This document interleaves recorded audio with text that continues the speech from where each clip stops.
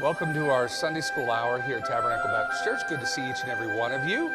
It's certainly a joy and a great blessing to have the McCobb family with us, all the way from Paraguay. And so Brian and Jackie will come up in just a little bit. I want to give them as much time as they need to talk about the Little Neighbors Ministry, give updates. I think at the end of the presentation, they'll go ahead and take some questions. And so if you have some questions or concerns about things that are going on down there, I'm sure they would be glad to answer your requests. So hopefully everybody had a nice weekend. We went to the Deerfield Fair on Friday as a school. We had a wonderful time. Saw some people from a distance, that we knew. I didn't bump into some of the people that we thought we were going to see, but nonetheless, we had a really good time. There is a guy that's there every year that does an evangelistic outreach. He's the guy that has the tent that says, "Are you a good person?" Did anybody see him when you were there for the Deerfield Fair? So I went over to him and talked to him a little bit, encouraged him. He said the first day that he had talked to 58 different people that had come through. And at that point on Friday, that's what he said happened on Thursday. On Friday, I talked to him and he said he didn't have as many, but he was hoping to be able to talk to some people there. So it's always neat to be able to enjoy everything at the Deerfield Fair. We love going there. My parents have been going there for as long as I can remember. And so we've been taking our students there. The people that run the Deerfield Fair are born-again believers. Governor Sununu's there, and some of the students from Victory Baptist School sing every year, and Pastor Hawkins is a good friend of mine, was actually speaking at it this year. They always do like kind of an opening welcome ceremony on Thursday. So anyways, it's one of those neat things to know. So that's why I'm so glad there's no alcohol served. I think that would probably help a lot with the attitudes of everyone during the fair. And just the whole thing is just a fun time. So anyways, we had a good time. Continue to pray for Melody. Dave, I don't know if there's a report you want to give about her. She just feeling... The MRI, we get the results on Tuesday. Okay. MRI was done on Friday evening. We'll get the results on Tuesday. And so, but nonetheless, I think it's still going to be a long road. So just pray for Melody. And Melody, if you're watching right now, we love you. We miss you. And hopefully you're improving and feeling better. We know you'd like to be with us this morning. So other things I'll mention just a little bit. We're going to just keep everybody upstairs this morning, but we will have junior church as normal for our morning service. All right? So Brian and Jackie, why don't you guys come on up and introduce yourself for those that may not know who you are and whatever God has laid on your heart to share with us this morning. All right. Good morning, everybody. I think I probably talked to most everybody this morning. Talk to you. Hello. How are you? Good.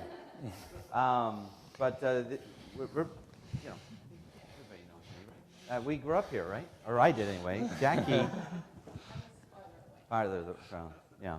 But this is, it's great to be home. And Tabernacle obviously has a very important place in our hearts. And for our kids, it's not a place that they necessarily know, but it had a huge impact on who they are. And particularly where they wound up growing up, right? Just because of times like this, we're emphasizing missions and being exposed to missionaries. So anyway, we love you guys. We're so thankful for your prayers and messages and the support. So it means a lot to us. But we are back in the U.S. And basically we want to just tell you a little bit about what's going on, give you an update, and then, like Pastor said, if you have questions, comments, or snide remarks, you can make those at the end of the presentation, or the whatever. Or if you want to interrupt us in the middle and something kind of sparks your curiosity, because we really never planned out what we're going to talk about this morning. No, so I'm following your lead big time. Okay. Yeah. So just to kind of give we celebrated last month 15 years in Paraguay, which is hard to believe. Yes. Yeah. And I still kind of think of myself as the missionary baby. Because when we got there, our nickname was the BIMI, the baby babies. Because we were just babies when we got there, and now we're like, people ask us for advice, and I'm like, well, I'm kind of new here, I don't know. But obviously, just to give you that 15-year run through, we went there thinking, okay, we're going to be involved in church planting the whole time and just give our life to church planting in Paraguay. We helped start 2 churches, the second one with Jackie's dad. And then after that, we were invited to be involved in orphan care, which was really something that we talked about. Maybe we said when we're done with real mission work, and so I don't know what that has to say about what we're doing right now, but anyway, that was kind of what we said. When we're done with real mission work, if anybody's listening, I don't know if this goes, that's air quotes, real mission work in air quotes. We said we're going to go and maybe go to Africa and work at an orphanage in Africa, and just that's what we'll do in our retirement or whatever. And so, but we were invited to work in the orphanage, and we found out that the very first Bible study that we did when we got to Paraguay, we hadn't been there more than a month and a half, and we were doing a Bible study, literally under a mango tree, chickens running around at our feet. There's a little green parakeet right there, repeating every so often what we're saying, just literally under a tree. And so we got to the orphanage, and from that mango tree, it wasn't 10 blocks away, lived, I think, 6 or 7 kids who we met at the orphanage. Which is to say, as we're thinking, when we're done our real mission work, we'll go to Africa and work in an orphanage in Africa. Well, God was saying, well, you didn't need to go not even 10 blocks from where you were ministering and working to find the orphan and vulnerable children. And so beyond that, as we're working through and really pursuing best practice for the kids of the children's home, we became foster parents ourselves to 2 kids. One was, they were on either end of the spectrum.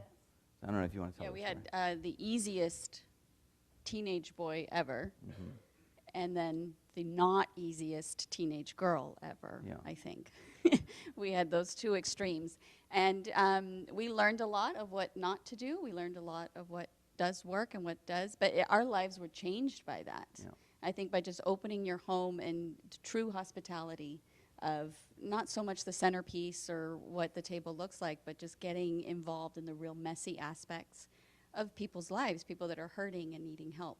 And so once you know their name and once you know their face, you can't just pretend it's not there anymore, pretend it doesn't matter, or that it's not my calling. It's something that you just have to keep going in. So that they changed our lives. They really shaped the way we look at the orphan and the vulnerable, and that's kind of what led us to where we are now. Right. So we saw the huge gains that they made just by being in a family, and it wasn't because we were a perfect family. No. It wasn't because we had all the answers, but just that we were a family. And so we said, what are some things that we can do to make the children's home more family-like, more like a family? And we began pursuing that. But we always, and I say this all the time, and maybe you've heard me say it before, we always came with that word like a family. And like was our 4-letter word. We couldn't get rid of the word like. So how can we what's the next thing we can do to make it more like a family? Well, then the next thing was, we'll just take away the word like and do family. And in 2019, somebody who had really had really still does to this day, a lot of influence in our life, and a very similar story to ours, and working in a children's home, he challenged us, and he started in Costa Rica, which Mom always says, we went to language school in Costa Rica, and she always says, don't you think you probably just should have stayed there? But anyway. Closer, that's the ocean. Yeah, the beach. The one thing that we would change about Paraguay, because we do love living in Paraguay, but the only thing, if we could change one thing, if we had a magic wand, it would definitely be the beach. For sure. So the whole global warming thing, rising sea levels, doesn't scare me. Matter of fact, we get excited about it. Because if we can just maybe we'll get it, yeah. I don't know about those 1,000 miles of households in between us and the beach. Yeah. Anyway. We're looking forward to it. Yeah. So where were we going with that? Phil. Okay, Phil. Yep. And so he said in 2019, he said, Brian and Jackie, you guys should start a foster care program in Paraguay, because we'd been working for years maybe you remember a lot of the work that we've been doing with the government, trying to activate local churches to get more involved in family-based care and foster care and promoting adoption and all those things. And Phil's like, that's great, all that work you're doing at promoting kids being in family. But no kids are getting into family without the programs. And my response was that I laughed at him, and I said, you're crazy. Yeah. But then we sat there and talked about it and began talking about it. We said, you know what? Fine, whatever. This is a crazy idea. A very spiritual whatever, yeah. Right, yes. That was a very bathed in prayer, whatever. No. No. So we said, all right, let's just start walking in this direction, and then we're going to hit a big, huge brick wall. I don't know, it's going to be, there's all kinds of brick walls that we could hit, but once we hit the brick wall, we'll know the Lord just says, start going. And the first brick wall was the legal paperwork for the actual foundation. Yeah, so it's starting a foundation or a nonprofit in Paraguay can take up to 5 years because it has to be signed by the president of the country. And you got to grease the wheels. Yes, and so there's a lot of hoops to jump through, and we thought, 5 years of waiting? I mean, this is crazy, but okay, whatever. And we started the process, and it just wasn't going anywhere. And then we get a phone call from a friend who's a Christian, an adoptive mom, loves the Lord, was really passionate about what we were wanting to do. And she said, I have a friend who started a nonprofit, and now she wants to dissolve it, but she'd like to transfer it all over to new presidents so that it can function in some other way, as long as it's related to child care, orphan, vulnerable kids, because she had done like family strengthening community work. And we're like, oh, so like what we're doing, I guess. Yeah. So this paperwork that was supposed to take about 5 years and thousands and thousands and thousands of dollars ended up happening in a week. Yeah. Yeah. Yeah. And so we were so excited. We got the message from the lawyer that we signed all the papers, everything went through, and that was March 12th. Yes. March 10th, if anybody remembers, or March of 2020, was when all the... I don't know what happened here, Yeah, but in Paraguay, it was, yeah. it shut down. It shut down, yeah. Jackie was so Everything. excited because March 10th is her birthday, and Jackie loves staying home. Her favorite thing. I thought it was a birthday present for me. Yeah. It's like, 2 weeks oh, at 2 home. weeks? Yeah. Flatten the great. curve at home? This is... weeks isn't over yet. I But don't anyway, like staying home anymore. Yeah. So we got the paperwork, and then I said, you know what? All right, let's just keep moving. Hoops, but nothing in comparison to that, getting the actual foundation. And then we said, you know, the huge, like, brick wall, the next brick wall is definitely going to be funding, because Pastor Small found out, you know, our mission funding, we hadn't done like real furloughs in 15 years ever. So anyway, we're like, that is what we're going to run into. And then it's not, Yeah. we haven't run into that wall yet. No, So it keeps getting, it just inches away. yeah, further and yeah. further So the away. Lord continues to provide financially for what we're doing. We're continuing to grow. So right now we have one full. We have T-shirts? T-shirts, matching shirts, Uniforms? yeah, uniforms. Yep. So it's official. We have Yep. 2 part-time employees and a bunch of volunteers. So we can maybe just talk about the 3 branches of what we are. Yeah, so what we have are 3 main programs out of our foundation, and one is promoting adoption. And Well, what tell them about the name, Little Neighbors. Oh, okay. Little Neighbors. In English or Spanish? Well, in English. Well, so like we're all supposed to love our neighbor, right? Love your neighbor as yourself. So Jackie, she came up with, let's love our little neighbors. little Yeah, neighbor. because we have so many of them Yeah, yeah. in Paraguay, and I'm sure here in New Hampshire as well. So it started loving our little neighbors and looking at what the reality was of the orphan and vulnerable child in Paraguay. And there's a lot of big issues. And one of the main issues is that kids reach a certain age where no one wants to adopt them. Maybe they've been declared adoptable, but because they're part of a large sibling group, or maybe they have special needs, or maybe they're 15 or older, or 10 and older. And just anxiety about the idea of adopting an older child or special needs child or adopt them, and those children just stay year after year after year in an institution, not getting the nurture that they need from a loving Christian family. And so one of the things we do is just share that need and really promote adoption for what we call priority adoptions, so the kids that need families. And right now we're working with a family who will be adopting a 14-year-old girl, and so that will be our first priority adoption. We don't officially do anything, we're just raising awareness and recruiting people from churches, from Christ-honoring, Christ-loving churches, to step in and fill this need for these kids. And then we do follow-up work with them, because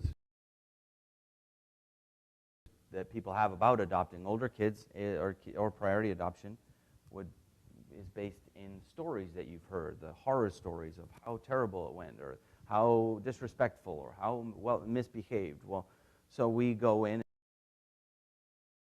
what we do with our foster care families is to say, well, if you were severely hurt, we'll just to put it lightly, and if you were severely hurt as a child by your father or by your mother, do you think that would affect your behavior? Yeah. Do you think that would affect the way you think about who you are and what you are good for? Of course it would. So that's going to come out in what they're doing. So we're helping, and especially that's one big area that Jackie's working in, is we just finished last week or the week before? The week before. About 8 days ago, a huge training out of TCU, all of the Center of Adoption, not all of them, but a good portion of Center of Adoption people, the government, some of the other government agencies in Paraguay, and then orphanage and foster care families, to see the need behind the behavior. You know, so like if it's as small as, we always tell the story about the little girl, and I think I probably told it here last time we were here, about the little girl who always at nighttime would go huge temper tantrums. Well, Jackie was talking to the mom and just listening to the story and where did this baby come from. Well, she had suffered hunger or food scarcity when she lived with her biological family. Well, so when she went to bed at night, if she woke up with just a little hint of hunger, her body told her you're going to die of hunger. So if you were scared of dying of hunger, you would react.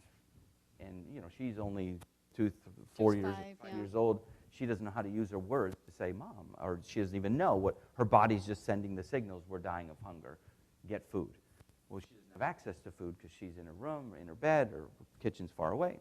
So it was just like, oh, here, give her a piece of bread, send her to bed. Well, then that solved the temper tantrums at night, because she didn't have to worry about starving because she had a little piece of bread. So the family had been frustrated about that, and then it was just a simple fix on some things. Some things aren't simple, but there's no magic wand. But just so things like that, to give people tools about how to interact with adoptive baby. And so the name of the adoption program, it's a Guarani word, because Paraguay has two main languages, which is Spanish and then Guarani, which is a native Indian language. And the word that we chose for the adoption program is Ogapema, which means finally home. And so we're just trying to help some of these kids get home. So it's like the word that you would use where you just kind of plop on the couch after a long day. Ogapema. It's just like, home at last. So that's kind of our word. Yeah, and so that's the feeling that we're trying to bring to those kids, is that they can finally get home. Yeah. And so that's the adoption branch. And then we have Taihurenda, which means place of love, and that is the foster care branch. And that's the one that probably takes up the bulk of our time, resources, and energy, because there's just a lot of legal CPS kind of paperwork, and that's where our employees are really visiting families, making sure that they are indeed safe families, and doing all the background checks, training them, doing workshops so they feel prepared, and then waiting for the phone call so that we can place kids in these families. And so we have in the Taihurenda program right now 3. Well, one just got placed with her biological family, and the other one got adopted, so maybe it's 4. Yeah. Yeah, but anyway, so that's how that's going, and it's just starting small because we want to make sure that we're offering good quality, but our goal is to be able to serve 80 children annually by 2030. So that's kind of the big numbers that we have, and our board of directors in Paraguay saw the numbers, and they're like, okay, well, if God told you to do it, then we'll go with you. And we're like, okay. Yeah. So we'll just keep walking. And then the third and final program is called Yahapa, which is, it's come with me? Or? Yeah, so it comes from the Guarani phrase. I'll say it in horrible Guarani, but nobody will know what it sounds like. But it's Yahapa he'i'uku lleva, which is, let's go together, says the guy who's terrified. So that's what we use for our kids, our aging out kids, who are on the brink of the water, of falling over the waterfall of adulthood, and they don't have family, they didn't get adopted, they're living in the orphanage, they don't have a safe family, and so we say, Yahapa, let's go together. And so what we do is we recruit families who would say, I'm not up for fostering, and I'm not ready to adopt, but hey, I could go visit once, twice a month a young adolescent, a teenager in a children's home. They could spend Christmas with our family. They could have a long weekend at sleepover at our house. And so what we're trying to do is connect them with a safe family, a safe adult, who would be able to walk together with them. Because we think about, I'm 41 years old and I still call my dad and my mom and ask for advice and seek their counsel and want to have that relationship with them. And these kids don't have anybody to call. Mm-hmm. So who are they going to if it's not going to be a safe, loving, Christian family adult? Who are they going to be getting their advice from about marriage, about raising children, about jobs, about which grocery store to go to when the good sales are on, or whatever? Who are they calling? And so we want that to be somebody. And that's our big why. Why do we do this for these children? Why are we so invested in making sure that they have not just roof and groceries or shelter and food, but that they would be able to know what a godly father and mother look like, because we don't want them to be scared of their heavenly Father. And when we teach them the gospel and when we tell them the story of Jesus and God is our heavenly Father, we want them to know what that might look like. And they're not seeing it in an institution. They're not seeing it in an orphanage. And when they're in a godly family, they can see a glimpse of it. And so that's what we want to do, is help them just be able to see the gospel in really tangible ways. Yeah. So those are the three branches of what we're doing for Little Neighbors, is the foster care, the adoption, and the Big Brother, Big Sister mentor program.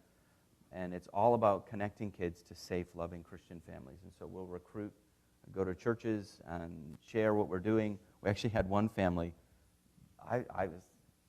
We were told you should start an Instagram page. So I'm on the InstaWebs now, and Influencer. I'm an influencer, Sure. right? And there was a family who saw one of our Instagram posts, and they actually called. And I was like, whoa!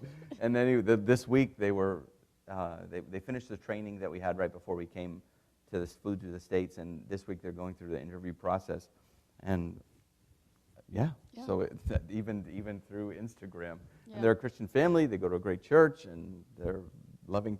I mean, unless the social team went to their house and said they're terrible people, but anyway, so that's principally it's through visiting churches is how we recruit these families. Overall, I think we're equal parts excited and terrified, and we just keep going. Yeah, so we haven't hit the brick wall yet. We're expecting it any day now, but the Lord keeps pushing it out farther and farther. And so our big goal is 80 kids, serve 80 kids annually by 2030. And there's 1,300 kids in the care system in Paraguay, so it's just a drop in the bucket. And really what the point is to be able to prove the model to Paraguay. The government wants it. The Congress doesn't want to pay for it. They have to, eventually. So one of the things that we've built into what we're going to do is we've said we'll bring in enough funding. Our goal is 80 kids by 2030. We'll bring in enough funding from the U.S. to fund 30 kids annually. And if we're going to continue to grow beyond that, we're not going to bring it in from the extranjero, overseas. From overseas. We're going to have to. It's going to have to come from Paraguay, because if something, God forbid, could one day happen to Jackie and I, and then everything disappears in an instant. Well, that's not a good way to do it. So our goal is to provide a model, and even in the development of paperwork and forms and the heart of what we're trying to do, we're always trying to think of, could we give this notebook, literal notebook, printout of what we're doing, hand it to somebody else, and that they would be able to start that in their, start a ministry. In their church or their, yeah. Yeah. So anyway, that's In it in a nutshell. So anybody, I don't know if anybody has any questions, comments? Yes, Ms. Z. Well, when I'm listening to what you're telling me that's going on in Paraguay, I have to compare it to what I do know a little bit about, right? But Health and Human Services in the States it sounds like you're the Health and Human Services in Paraguay to me.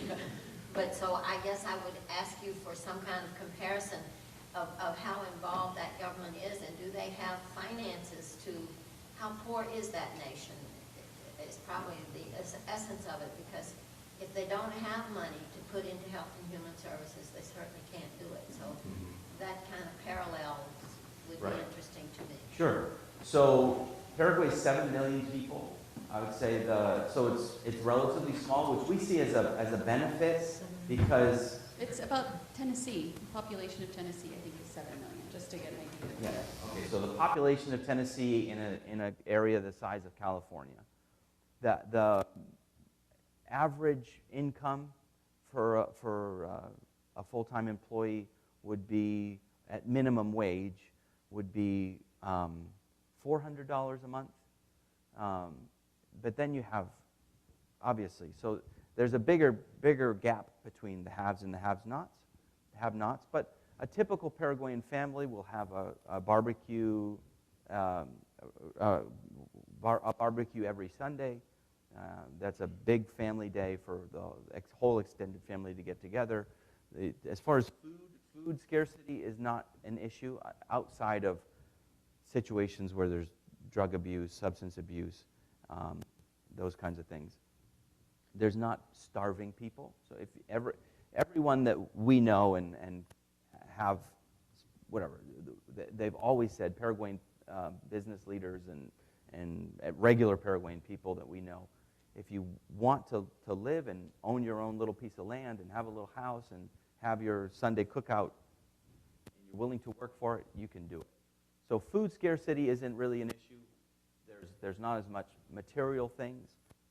But one of the things when we talk about poverty in a country that we would think of as a poverty-stricken country, when you talk about poverty to them, what is poverty, they would kind of flip that on us, because we think of poverty as not enough things, and when they think of poverty, they think of a poverty of relationships.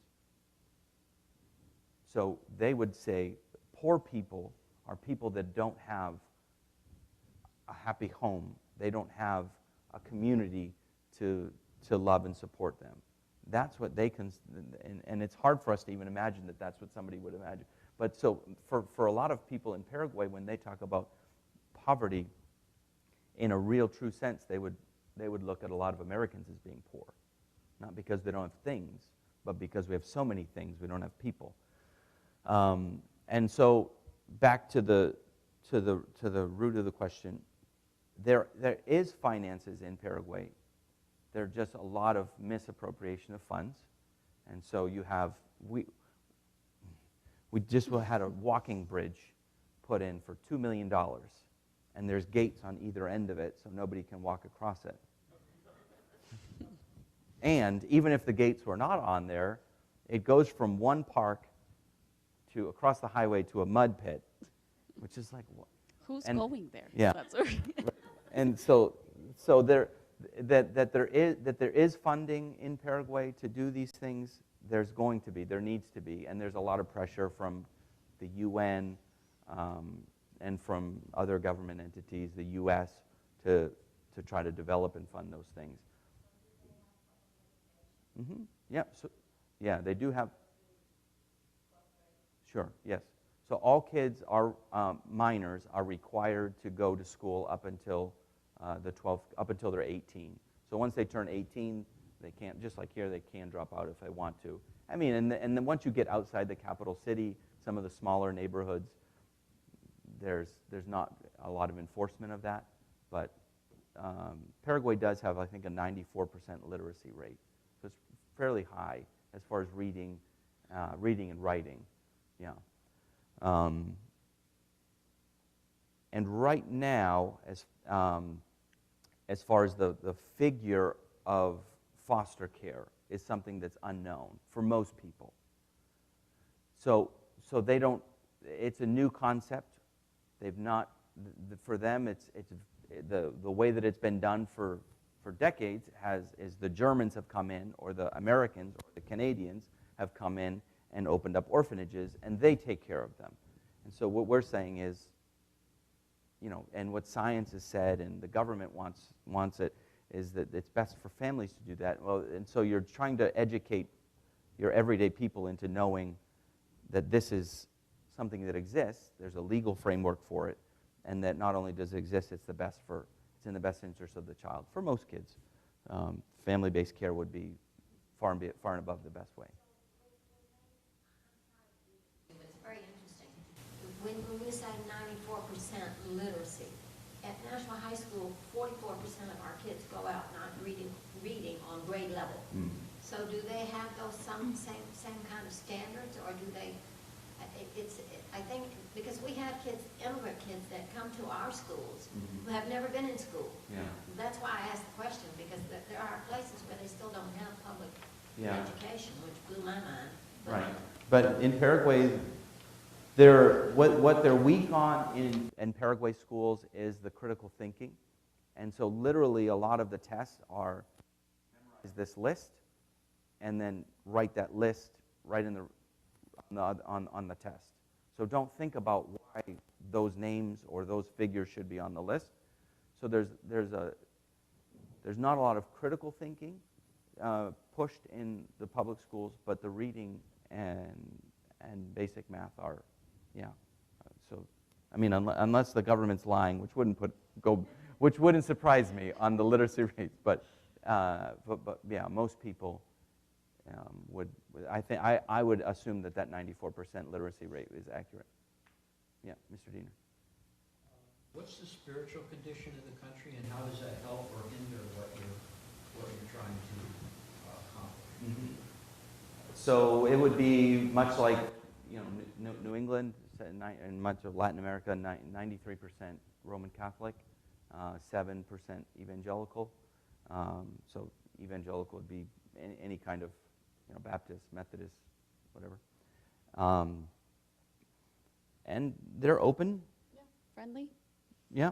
And that's one of the biggest opportunities we have, is that we've had the director of Center of Adoptions, the director of CPS say, we need the church to help us. And what an opportunity that is. And that's what we share to the churches, is like, they're asking us to stand up and do something. So we need to, walk through these open doors while they're open. And so there is a lot of openness, willingness to work with the church. And so we're trying to help the church wake up and do it. Well, one of the things that actually scares the church about what we're saying is that we're saying what the UN is saying, that kids should be in families. And so immediately they think, well, you're just like undercover UN agents or something. We are not. So you're going to try to push this agenda, this whole agenda on us, and you're just sneaking it in. I'm like, I am not that sneaky. No, I'm just trying to do this. So one of the things that is a big push from the church, the evangelical church in the Catholic Church, is Paraguay is one of the only countries, I think, in Latin America where abortion isn't legal. And we get accused all the time of being pro-abortion. I'm like, no, just the opposite. We're saying if you're going to be pro-life, well, then you have to worry about the baby once it's born. And so it's, strangely enough, we're having some kickback or pushback from church leaders because they assume that we're going with the entire agenda of the UN. We're like, no, we're just saying if you're going to be anti-abortion, just fight abortion. But if you're going to be pro-life, then you need to fight for these children and do something about it instead of just say, yay, it's born, and then good luck. Yeah. So actually in our mentor program, one of the families has signed up to mentor a teen mom, that she chose life for her baby, but 14. She can't raise this baby by herself, right? And so she needs someone in the church to say, well, we're going to help you. We're going to be there. And so that's what we're trying to see grow and kind of change that chip a little bit. Mm-hmm. Mm-hmm. Sure. Mr. Wellman. I believe that the UN's definition of family is a lot different than the biblical Yeah, definition of family. yeah. I think they think that any group of people that love each other can become a family. Yeah. Yes, so we are definitely educating our churches to say that we don't adhere to all of those things. Just kids and families is what we're trying to do. Families in Christian churches and, moms and dads. So how do the children end up in your facility? I mean, what's the screening of how do they get to you? Do they show up sometimes? Just knock on a door No, so we would get a phone call from the government, and they would, mom and dad get arrested, and there's a baby now at the police station, or, a baby was found, a child was abandoned, and they're at the hospital. So the police would call what do they call it here, CPS? Yes, The police would call CPS, and then the CPS would call us, and we would look through our list of families, and they'll say, we have a 4-year-old little girl. Do you have a family fitting that profile? And so we look through our list of families to say, all right, we have this family is available, but they can only take a little boy or whatever. So we would have to say no. Or this family's available, perfect, and then we would call the family and say, you've got about an hour to make a decision. No pressure. It's on. So, Yeah. So one of the things we say frequently is, I always thought I was never ready to be a foster parent until I realized no kid was ever ready to be a foster kid. Mm-hmm. So, it's just you go through the process, training, screening, and then it's like you're going to get a call any time of day. Yeah. Mr. Dean. Is there financial support for people that take in foster children? Oh, the government gives you a headache, and that's about it. Yeah. Yeah. Right now, so we've seen the models where like in the States, you get a stipend. In England, you're considered a government employee, and you get a full-time salary to be a foster parent. So there can be dangers in that, right? You're doing it for the money. And we're on the other end of the spectrum where the government says, we'll give you diapers and powdered milk, like baby formula. Well, I have an 8-year-old. I don't need... Not very helpful, yeah. They're going to eat more than baby formula, right? So we have families on the other end of the spectrum that would love to do it and would be great for it, but they don't have the financial capability, because you're not just talking about food. You're talking about transportation. You're talking about school, because the government schools are free, but everybody has to provide their own pencils, notebooks, backpacks, sneakers, all those things. And so we're looking at how we can even, instead of doing a child sponsorship program, we would do a family sponsorship program to recruit people from the States who would say, I'm going to sponsor a family, because we don't want to share pictures and stories of kids, because we don't want you identifying me for the worst thing that's ever happened to me. And so we can support and know this family who's taking kids. So all that to say, no. Yeah. Yes, sir. So I think I saw a video of you with the high officials of Paraguay in a discussion thing, Yeah. And that was quite interesting. Looked like there was a lot of makeup being used. Yeah, so that was, I think it was probably our 2019, right? 2018? Anyway, a couple years ago, Early 2019. we did so we went to the government didn't know. You asked the public defender's office, and they would tell you, well, there's this many kids in care. And then we went to the CPS, and CPS said, well, there's this many kids in care. And they were very different numbers. And so what we did was with our national was a big group of people. Yeah, Big, big lot group of of lot of people. team members. Yeah. Right, a lot of, not me, but I was helping in a support way with our other team members. But anyway, we did a study with the government, the Supreme Court and CPS and the Defender's Office to study where all the kids are, how long they've been in care, why they're in care, and why they're still in care if they've been there for a long time, what's holding up their case. And so that was the culmination of that study, I think. Probably, yeah. Yeah, and so that would be like where we finalized those things, and now they're looking to. Matter of fact, just before we left, we came back to the States. They gave a report, an update, the Public Defender's Office, that they were able to push through or finish 245 kids' cases. So they were able to be placed back with family or into adoptive families or whatever because of that work. So yeah, so we're like talking to the Supreme Court, talking to the Senate, the CPS, the ministry level officials and things like that, which is like, We did not study for no, that. not, No. but like, yeah. So it's an amazing opportunity. We're so thankful we're Yeah. able to do that and be like, hey, we're coming as Christians. I'm a pastor. This is what we want to do because we love Jesus. What an opportunity to meet those officials. Right.